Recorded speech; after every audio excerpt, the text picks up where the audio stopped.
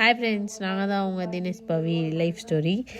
எங்கடா கிளம்பி நின்றுட்டுருக்காந்தானே பார்க்குறீங்க. ஃபங்க்ஷன் தான் ஃப்ரெண்ட்ஸ் போகிறோம். கிளம்பி கொஞ்ச நேரம் வெளியே நின்றுட்டு இருந்தோம். நானும் மாமாவும் கொஞ்சம் நேரம் ஃபன் பண்ணிவிட்டு வீடியோ பண்ணிகிட்டு இருந்தோம்.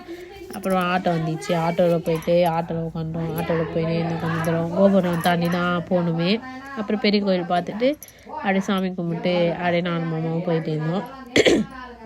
மாமா ரொம்ப நாள் கழிச்சு தான் வெளியே வந்தாங்க. பார்த்துட்டு அப்புறம் சாமி கும்பிட்டோம்.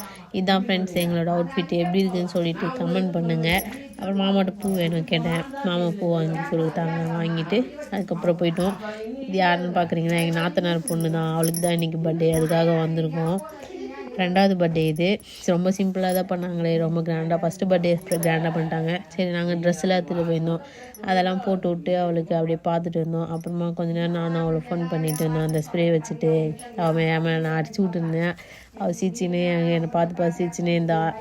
அப்புறம் அவள் கூட கொஞ்சம் நேரம் விளையாடிட்டு நின்றுட்டு அதுக்கப்புறம் அவளே என்ன பண்ணுறான்னு பாருங்கள். கடைசியில் துணி எடுத்துகிட்டு வருவா. துணி எடுத்துகிட்டு வந்து என்னை தொடச்சி விடுவா. அது அதாவது ஸ்ப்ரே அடித்ததால் வந்து தொடச்சி விட்டு அதுக்கப்புறம் டைம் ஆயிடுச்சு. சரி கேக் வெட்டலாம்னு சொல்லிட்டு கேக் வெட்டிட்டோம். கேக் வெட்டு மாமாவும் நானும் வெள்ளி செயின் வாங்கிட்டு போயிருந்தோம்.